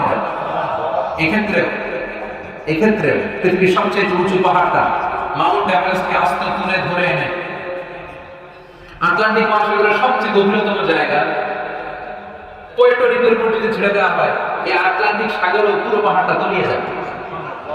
তার উপরে আর পানি থেকে যাবে 4000 ফিট। সুবহানাল্লাহ। গোটা পৃথিবীতে স্থল হচ্ছে মাত্র 30 ভাগ, 70 ভাগ হচ্ছে জল। নোয়াখালীর কয় 70 ভাগ হানি আর হানি। 70 ভাগ কি? খালি হানি। 30 ভাগ স্থল, 70 ভাগ জল। আটলান্টিক মহাসাগর কত বড় সাগর, লম্বায় যে কত বড়, অ্যাটলাস ম্যাপ নিয়ে যাদের ধারণা, কিছু ধারণা পাবে। লম্বায় না, আড়াআড়ি ভাবে, মানে প্রশস্তের দিক থেকে আড়াআড়ি ভাবে প্রশস্ত করে চান্দোলায় আপনারা কি বলেন? পাশ। পাশ পরীক্ষায় না পাশ করে মানুষ। প্রশস্ত, যে প্রশস্তকে আপনারা বলেন পাশ। এই পাশের দিক থেকে আটলান্টিক মহাসাগরটা কতটুকু পাশ, কতটুকু প্রশস্ত। এই আটলান্টিক মহাসাগরকে ক্রস করে ইউরোপ থেকে আমেরিকায় যেতে হলে বিমানগুলো আড়াআড়ি ভাবে এই সাগরটাকে পাস করে যেতে হবে। আগে যেত কনকর্ড, যেটা ঘন্টায় বিমানটা 1000 মাইল বেগে চলে। ঘন্টায় 1000 মাইল। যে বিমানটা ঘন্টায় 1000 মাইল বেগে ছুটে, ওই বিমানটা দিয়ে আটলান্টিক মহাসাগরের পাশের দিক থেকে, লম্বায় না, পাশের দিক থেকে এই পাশ থেকে ওই পাশটা ক্রস করতে 4 ঘন্টা লেগে যেত। হিথ্রো এয়ারপোর্ট থেকে জন এফ কেনেডি এয়ারপোর্ট, ওখানে যেতে 4 ঘন্টার বেশি লেগে যায়। সুবহানাল্লাহ। তার মানে আড়াআড়ি ভাবে আটলান্টিক মহাসাগর প্রায় 4000 মাইল। পৃথিবীতে মহাসাগর শুধু এই দুইটা, প্রশান্ত আটলান্টিক মহাসাগর, ভারত মহাসাগর আছে নাই, উত্তর মহাসাগর, দক্ষিণ মহাসাগর, কৃষ্ণ সাগর, চায়না সাগর, ভূমধ্য সাগর, লোহিত সাগর, বঙ্গোপসাগর, সাগর আর সাগরের ছড়াছড়ি। আল্লাহ বললেন, আলহামদুলিল্লাহ, প্রশংসা তুই কেমন করে করবি শোন, পৃথিবীর সব সাগর আর মহাসাগরের পানি যদি কালি হয়ে যায়, আর পৃথিবীর যত গাছপালা আছে, সব গাছপালা যে পাতাগুলো আছে, এই পাতাগুলো যদি এরকম খাতা হয়ে যায়, আর সাগরের জল নামক কালি দিয়ে গাছের পাতা নামক খাতার উপরে যদি আমার তাসবিহগুলো তোরা লিখতে শুরু করে দিস, তাহলে পৃথিবীর এই বিশাল মহাসাগরের পানিগুলো, যেগুলোকে কালির সাথে আমি উপমা দিয়েছি, এই কালি সব শেষ হয়ে যায়। পৃথিবীতে যত গাছের পাতা আছে, যেগুলো তুই খাতা বানাবি, খাতাও ফুরিয়ে যাবে, ফুরাবে না, শুধু আমার প্রশংসা চিৎকার করে বলেন ঠিক না। এজন্য রব্বুল আলামিন বলেন, কুল্লাউ কানাল বাহরু মিদাদান লিকালিমাতি রাব্বি লানাফিদাল বাহরু ক্বাবলা আন তানফাদা কালিমাতু রাব্বি ওয়ালাউ জিনা বিমিসলিহি মাদাদা। সাগরের জলকে কালি করে, গাছের পাতাকে খাতা করে, তোমার মহিমা লেখা শেষ হবে না, যদিও লিখি প্রভু জীবন ভরে। সাগরের জলকে কালি করে, গাছের পাতাকে খাতা করে, তোমার মহিমা লেখা শেষ হবে না, যদিও লিখি প্রভু জীবন ভরে। সাগরের জলকে কালি করে, চিৎকার করে পড়ে আল্লাহু আকবার। আল্লাহ বললেন, পৃথিবীর সব সাগর মহাসাগরের পানি যদি কালি হয়ে যায়, দুনিয়ার সব গাছের পাতা যদি খাতা হয়ে যায়, সাগরের জল নামক কালি দিয়ে গাছের পাতা নামক খাতার উপরে যদি আমার প্রশংসা লিখতে শুরু করে দাও, সাগরের জল শেষ, গাছের পাতাও শেষ, শেষ হবে না শুধু আমার প্রশংসা। সুবহানাল্লাহ। উপমাটা খেয়াল করছেন? সাগরের জল যদি কি হয়, সবাই বলেন, গাছের পাতা যদি কি হয়, খাতা। কুমিল্লায় কয়টা গাছ আছে? কথা কম। বাংলাদেশে কয়টা গাছ আছে? আমেরিকায় কয়টা আছে? তাহলে আফ্রিকার জঙ্গলে কয়টা আছে? সুবহানাল্লাহ বলবেন না?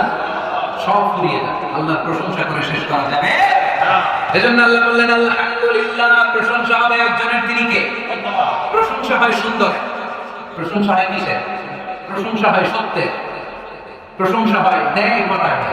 আল্লাহর চেয়ে সুন্দর কেউ